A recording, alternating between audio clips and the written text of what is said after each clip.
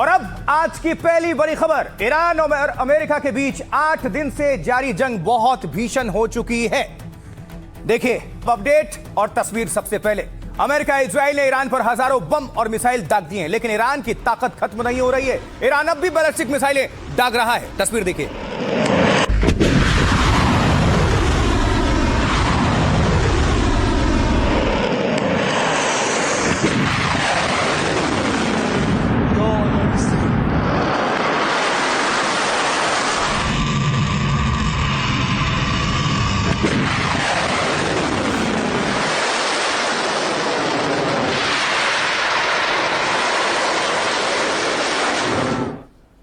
और वहीं दूसरी तरफ इजराइल और अमेरिका के हमले से ईरान का मेहराबाद एयरपोर्ट भी दहल उठा, जिसकी तस्वीरें आपके सामने रख रहे हैं। एयरपोर्ट पर बड़े नुकसान की खबर है, देखिए जरा।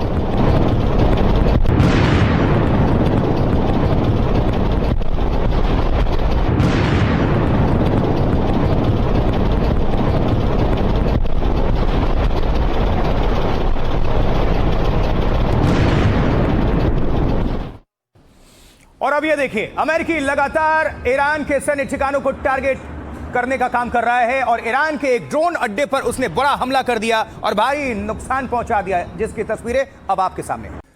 और इसीलिए कहा जा रहा है क्या ईरान के अंदर आज की रात कयामत भरी होगी, क्योंकि अमेरिका ने क्या कहा है। देखिए, अमेरिका अब ईरान में भारी तबाही मचाने जा रहा है, पूरी तरह तैयार है। इसका ऐलान खुद अमेरिकी राष्ट्रपति डोनाल्ड ट्रंप ने कर दिया है। कहा कि आज ईरान पर बहुत जोरदार प्रहार करेगा अमेरिका, वहां हमला करेंगे जिसके बारे में अब तक सोचा भी नहीं था ईरान ने या किसी ने। उससे पहले ट्रंप के मंत्री स्कॉट बेसेंट ने भी बड़ा खुलासा किया, वो वित्त मंत्री अमेरिका में। कहा कि आज रात ईरान पर अब तक का सबसे बड़ा स्ट्राइक करेंगे। इस हमले का मकसद ईरान के मिसाइल लॉन्चर और मिसाइल बनाने वाली फैक्ट्रियों को भारी नुकसान पहुंचाना है। यह हमारा अब तक का सबसे बड़ा बमबारी अभियान होगा, यह अमेरिका कह रहा है। और इसके अलावा क्या कह रहा है, तो क्या अमेरिका ईरान के सारे ड्रोन और मिसाइल खत्म कर देगा आज की रात, सवाल है।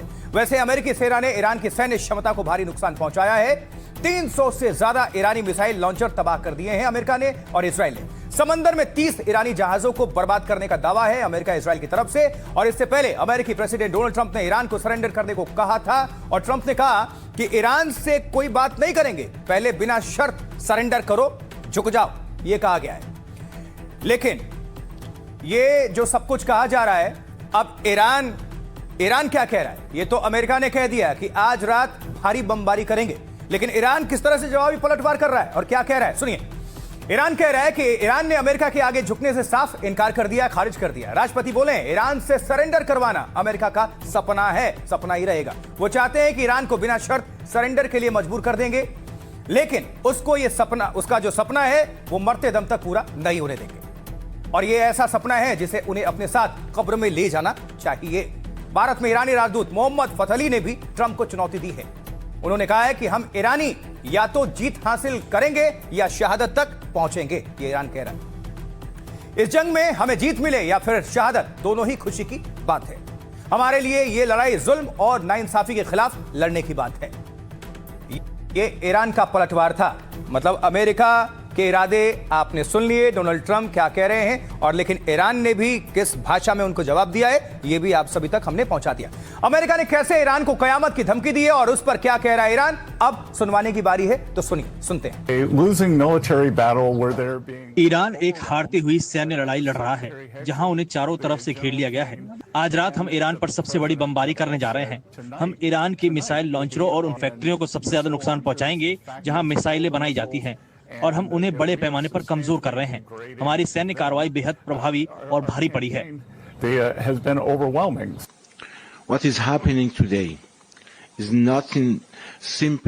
आज जो हो रहा है वो सिर्फ एक राजनीतिक या मिलिट्री लड़ाई नहीं है। ये स्ट्राइक सच और झूठ के बीच स्ट्राइक का ही एक हिस्सा है। एक तरफ इंसानी इज्जत, इंसाफ और देशों की आजादी से जीने का हक है, दूसरी तरफ जुल्म, नाइंसाफी और दबदबा है। हम ईरान के लोग साफ तौर पर कहते हैं कि इस रास्ते पर हम या तो जीत हासिल करेंगे या शहादत तक पहुंचेंगे।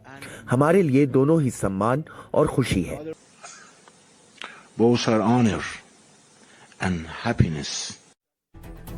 तो सुनवा दिया आपको अपने अमेरिका ने क्या कहा और ईरान ने क्या जवाबी पलटवार किया है, ये सब कुछ आपने सुन लिया। अब कुछ और आपको तस्वीर दिखाने जा रहे हैं जो कि अपडेट भी है और जानना भी आप सभी के लिए जरूरी। सवाल भी है कि क्या ट्रंप ने ईरान पर हमले के लिए कोई बहुत बड़ी तैयारी की है, कोई प्लानिंग है? क्या ट्रंप ने अपनी सेना को कोई खास ऑर्डर दिया है? जंग के बीच सैनिकों संग डोनाल्ड ट्रंप नजर भी आ रहे हैं। यह तस्वीर देखिए।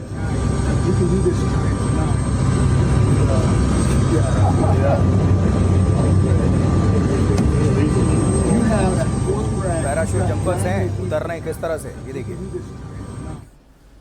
उधर जमीन पर पैराट्रूपर्स उतर रहे हैं, लेकिन उधर समंदर में ईरान की घेराबंदी के लिए ट्रंप ने बड़ा कदम उठाया है। उसने ईरान के समंदर की ओर अपना तीसरा युद्धपोत भेज दिया है। वॉरशिप जॉर्ज बुश के आने से अमेरिका की ताकत और बढ़ेगी और ईरान की टेंशन भी।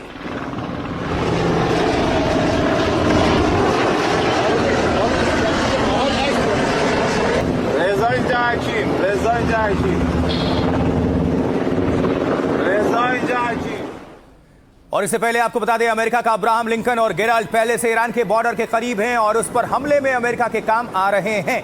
लाल सागर में पहुंचा यूएसएस गेराल्ड। तस्वीर।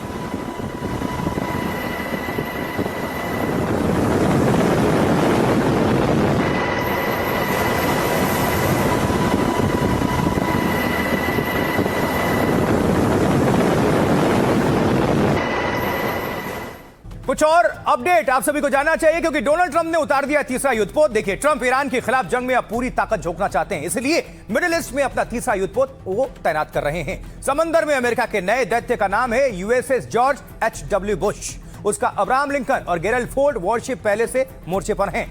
अब बुश युद्धपोत अटलांटिक पार करके भूमध्य सागर की ओर आगे बढ़ रहा है। यह अमेरिकी युद्धपोत किसी देश की सेना को अकेले तबाह करने की ताकत रखता है। इस पर F-35 जैसे 90 लड़ाकू विमान और हेलीकॉप्टर्स तैनात हो सकते हैं।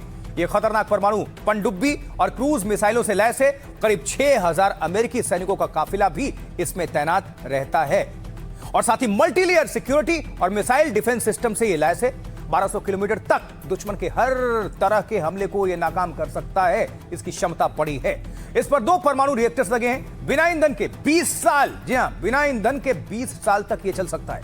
ट्रंप ईरान और दुनिया को दिखा रहे हैं कि वो लंबी जंग के लिए तैयार हैं। इस युद्धपोत के आने से ईरान पर अमेरिका के हमले और तेज हो सकते हैं। इसे ईरान पर दबाव बढ़ाने का अमेरिकी कदम भी माना जा रहा है क्योंकि 2 युद्धपोतों से ही अमेरिका ईरान पर खतरनाक हमले कर रहा है। अब तो तीसरा आगे बढ़ रहा है।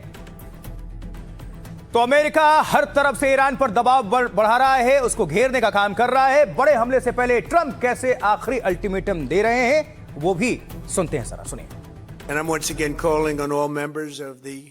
मैं एक बार फिर ईरानी सेना से अपील करता हूं कि वो हथियार डाल दे और सरेंडर कर दे, नहीं तो वो केवल मारे जाएंगे। अब ईरानी जनता के लिए खड़े होने और अपने देश को वापस लेने में मदद करने का समय है। हम आपको हर तरह की सुरक्षा देंगे और अगर आप ये नहीं चुनते तो आपको निश्चित रूप से मौत का सामना करना पड़ेगा। हम दुनिया भर में ईरानी राजनयिकों से भी अपील करते हैं कि पुरानी सरकार का साथ छोड़ दें, ईरान को नए सिरे से खड़ा करने में हमारे साथ आ जाए। अमेरिका तय करेगा कि ईरान का अगला नेतृत्व जो भी करे वो अमेरिका या उसके पड़ोसियों और इजराइल किसी को भी धमकी ना दे।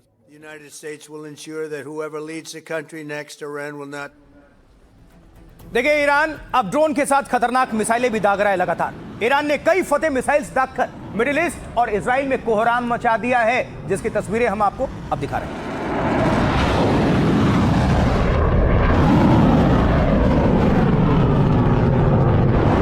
ये फतेह मिसाइल है, ईरान की ताकत है, लंबी दूरी की मारक क्षमता और भीषण। ये अपने साथ काफी किलोग्राम विस्फोटक पेलोड लेकर जा सकता है और ये एक स्ट्रेंथ है ईरान की।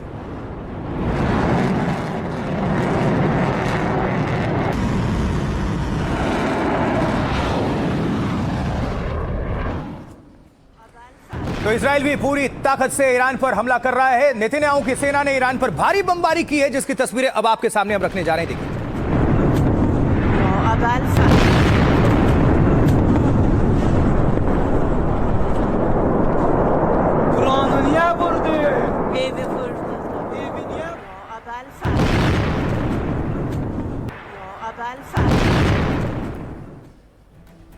तो जंग में अमेरिका के साथ उसके कई नाटो सहयोगी देश भी उतर आए हैं। ब्रिटेन का F-35B विमान भी मोर्चे पर मुस्तैद है और ईरान में तबाही मचाने को पूरी तरह तैयार है।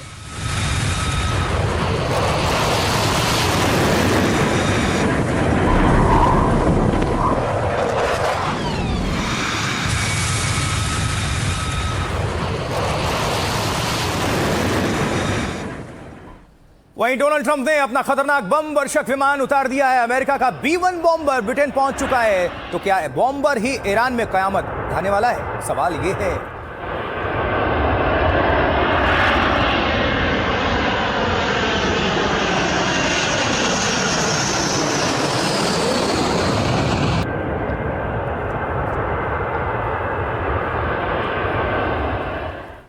अब जरा समझिए, ईरान पर कयामत ढाने के लिए अमेरिका के B-1 बॉम्बर भी उड़ चुके हैं और B-1 बॉम्बर अमेरिका के सबसे खतरनाक बम वर्षकों में गिना जाता है। इसकी गिनती दुनिया के सबसे घातक और एडवांस विमानों में होती है। B-1 बॉम्बर दुश्मन के रडार को चकमा देकर हमले में बहुत माहिर है।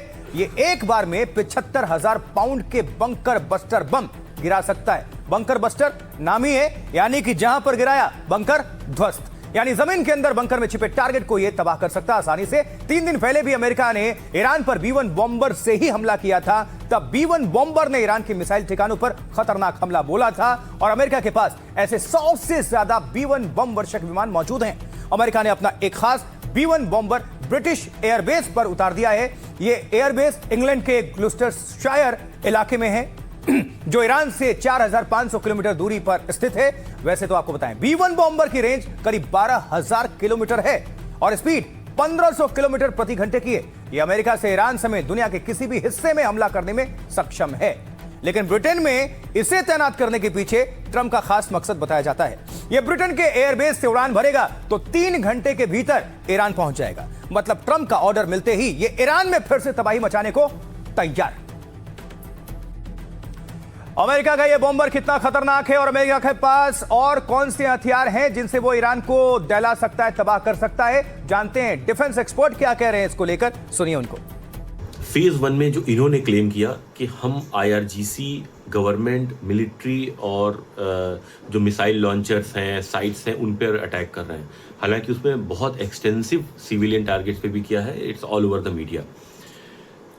जो ये फेज 2 की जो बात कर रहे हैं उसका मतलब ये है कि वो प्राइमरली सिविलियन टारगेट्स पे करेंगे। जो वाटर सप्लाई इंफ्रास्ट्रक्चर है, इलेक्ट्रिसिटी ग्रिड है, या फ्यूल सप्लाई स्टेशंस हैं, हॉस्पिटल्स हैं, स्कूल्स हैं, यूनिवर्सिटीज़ हैं, इनके ऊपर टारगेट करेंगे। और पिछली बार उन्होंने किया भी था, वहाँ का लाइब्रेरीज पे अटैक किया था। तो उस हिसाब से समझ में आता है कि ये सिविलियन डिसऑर्डर और केओस क्रिएट करना चाहते हैं, जो कि एक रास्ता बन सके एक रेजिम चेंज का। तो अमेरिका और बड़े हमले की तैयारी कर रहा है। डोनाल्ड ट्रंप ने यह साफ खुद कह दिया है। तो वो सवाल यहां पर अब ये उठता है कि ईरान उधर मिडिल ईस्ट पर अमेरिकी बेस पर ताबड़तोड़ हमले कर रहा है, वो भी पीछे नहीं हट रहा है।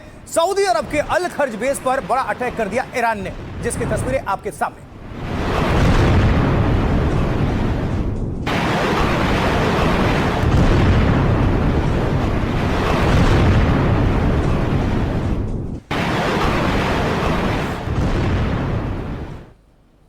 ईरान ने दुबई एयरपोर्ट पर भी बड़ा अटैक किया। आपको बता दें, दुबई में कोई अमेरिकी बेस नहीं है, लेकिन यूएई के दूसरे शहरों में अमेरिकी अड्डे मौजूद रहे हैं जहां से ईरान पर हमले हो रहे हैं। तो ईरान इसका गुस्सा दुबई पर उतार रहा है, जिसकी धमक देख रहे हैं आप। No, it hit next to us here actually. Ya Allah, straight to the airport.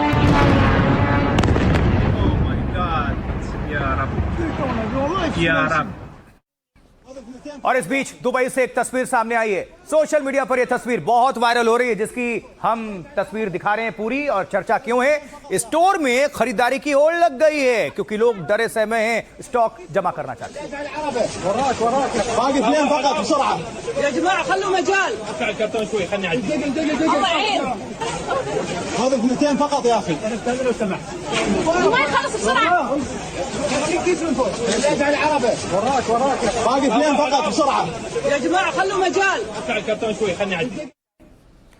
और इस बीच ड्रोन से हमले इजराइल भी कर रहा है, लेकिन ईरान कई हमले नाकाम भी कर रहा है। ईरान ने कैसे गिरा दिया इजरायली हर्मिस ड्रोन, यह भी देख लीजिए।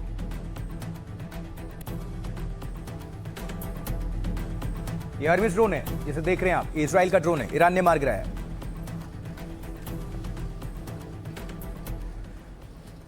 और अब अमेरिका हमले के लिए हर तरफ से घेरेबंदी कर रहा है, तैयारी तेज कर रहा है। उसने इजराइल के सिविल एयरपोर्ट पर अपने खास विमान तैनात किए हैं। बेन गुरियन इजराइल है ये।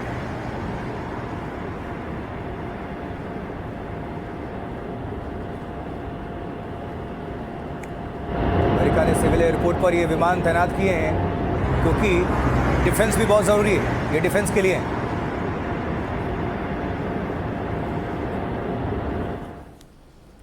ईरान मिडिल ईस्ट में अमेरिका पर चौतरफा हमले कर रहा है। कुवैत में अमेरिकी बेस की तस्वीर अब आपको दिखाने जा रहे हैं। देखिए जरा कुवैत में अमेरिकी बेस की यह तस्वीर जो आपके सामने रख रहे हैं। ये पहले की तस्वीर है, कुवैत में अमेरिकी जो बेस है उसकी तस्वीर, और बाद में देखिए जरा जहां पर तबाही के निशान नजर आते हैं।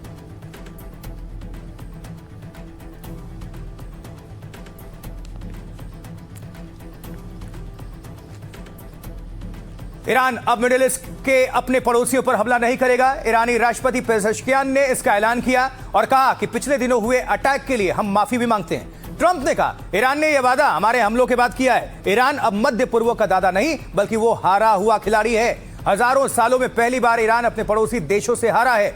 ईरान मध्य पूर्व पर कब्जा करके शासन करना चाहता था। दरअसल ईरान मिडिल ईस्ट के 13 देशों पर हमला कर चुका है, लेकिन अब कह रहा है कि पड़ोसी देशों पर हमले नहीं करेगा जब तक कि उन देशों की जमीन से ईरान पर हमला ना हो। इसमें भी ईरान की एक तीर से दो शिकार करने की रणनीति है। पहला तो पड़ोसी देशों के गुस्से को शांत करने की कोशिश है, रणनीति है, क्योंकि कतर, सऊदी अरब, यूएई समेत कई देश आक्रोशित हैं। वो कह चुके हैं कि अगर हमले जारी रहे तो वो पलटवार करेंगे। ऐसे में ईरान खुद को घिरा हुआ महसूस करने लगा था। उसे अपने खिलाफ संयुक्त हमलों की आशंका होने लगी थी। यूएस, इजराइल के बाद ये देश भी हमले करते तो रोकना मुश्किल हो जाता, टिकना मुश्किल हो जाता। ऐसे में ईरान ने अपनी सुरक्षा और संबंधों के लिए माफी मांग ली, मगर इसके पीछे ईरान का दूसरा प्लान भी है, जिसे कहते हैं प्लान बी, अमेरिका की घेराबंदी। क्योंकि ईरान की शर्त है उन देशों से हमले हुए तो फिर पलटवार होगा और जोरदार होगा। जाहिर है ईरान के आसपास के कई देशों में अमेरिका के बेस मौजूद हैं और वहीं से ट्रंप की सेना ईरान के खिलाफ विस्फोटक बरसा रही है। अब ईरान का प्लान यही है कि ये देश अमेरिका पर दबाव बनाए ताकि उनकी धरती पर बने ठिकानों से अमेरिका ईरान पर हमले रोक दे या ना करे। मिडिल ईस्ट के अपने पड़ोसियों से ईरान कैसे माफी मांगता है, लेकिन साथ ही एक ऐसी शर्त रख देता है जिससे सवाल उठ रहे हैं कि कहीं ईरान माइंड गेम तो नहीं खेल रहा है। देखिए, पिछले कुछ दिनों में पड़ोसी देशों पर हुए हमलों के लिए हम उनसे माफी मांगते हैं। ईरान अपने पड़ोसियों के साथ तनाव बढ़ाना नहीं चाहता और भविष्य में ऐसे हमलों से बचने की कोशिश करेगा। अब पड़ोसी देशों पर हमारी तरफ से हमले नहीं किए जाएंगे जब तक कि उन देशों की जमीन से ईरान पर कोई हमला ना किया जाए। वो इसलिए माइंड गेम की बात चल रही है एक्सपर्ट्स के मुताबिक, क्योंकि एक तरफ देखिए ईरान माफी मांग रहा है पड़ोसियों से और दूसरी तरफ ईरानी सेना मिडिल ईस्ट के देशों में ड्रोन और मिसाइलों की बारिश कर रही है। बागदाद अंतर्राष्ट्रीय हवाई अड्डे के पास स्थित विक्टोरिया बेस इराक में एक प्रमुख अमेरिकी सैन्य ठिकाना है और यहां अमेरिकी सैनिक और लॉजिस्टिक्स सपोर्ट मौजूद है जहां पर यह अटैक किया है ईरान ने। धमाके सुनिए।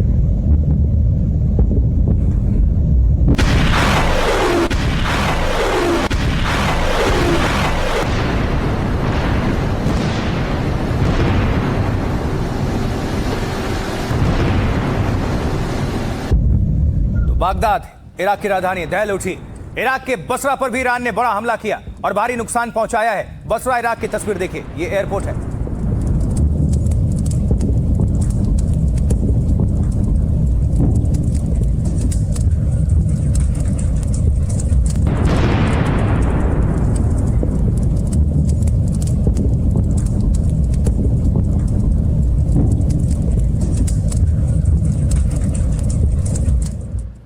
तो दूसरी ओर इजराइल पर हमले और तेज करने के लिए हिजबुल्लाह भी तैयार हो चुका है। जी हां, ईरान का प्रॉक्सी खामेनेई की मौत का बदला लेने के लिए कुछ भी कर सकता है और ये तस्वीरें, ये देखिए उसकी तैयारी और किस तरह से वहां पर खलबली है, ये सब कुछ है।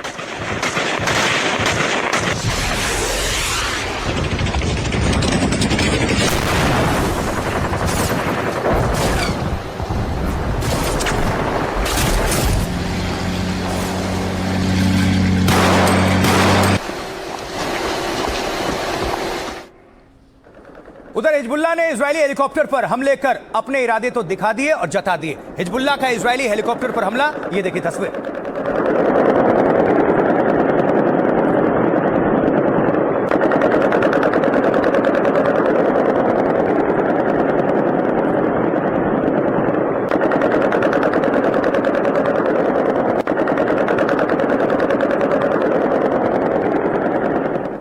लेकिन इजराइल भी हिजबुल्लाह पर खतरनाक जवाबी पलटवार कर रहा है। लेबनान में बर्बादी का मंजर सामने आया है। इजरायली हमले के बाद की तस्वीरें बेहद खौफनाक, ये देखिए।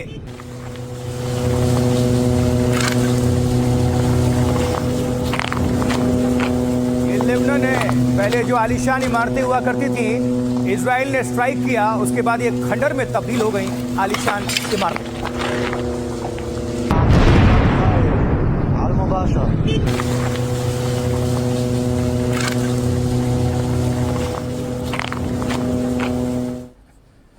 जंग में ईरान के सऊदी पर हमले से पाकिस्तान की टेंशन भी बढ़ चुकी है। जनरल मुनीर दौड़े दौड़े सऊदी अरब पहुंच गए और वहां के रक्षा मंत्री से मुलाकात करने लगे। ये देखिए, मुनीर ने बिन सलमान से मुलाकात की है।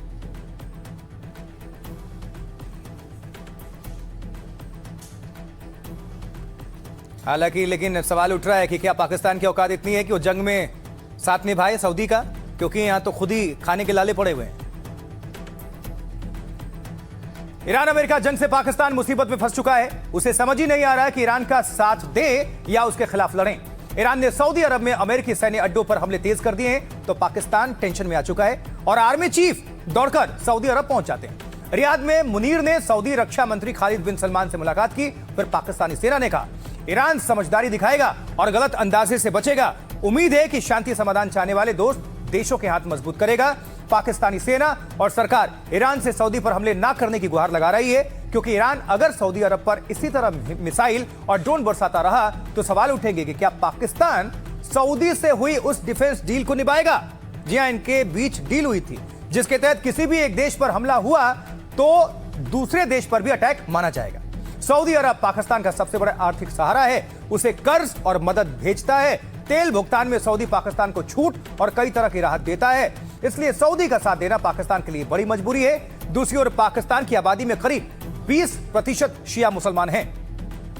ईरान से उनके धार्मिक रिश्ते हैं। खामनेई के मारे जाने से वो दुखी हैं।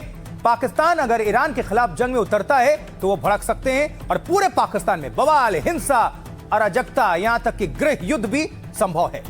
तालिबान और बलूच लड़ाकों से परेशान पाकिस्तान पर ईरान भी अटैक कर सकता है। और अब आपको बताता हूं कि जंग में ईरान तो ट्रंप का कुछ नहीं बिगाड़ पाया, लेकिन आरोप है कि ईरान ने एक पाकिस्तानी को यह काम दिया था, लेकिन वो फंस गया।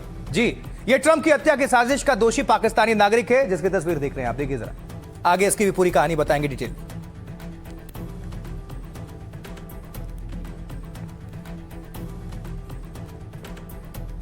तो ये जो है, अब समझिए जरा इनके बारे में थोड़ा बैकग्राउंडर।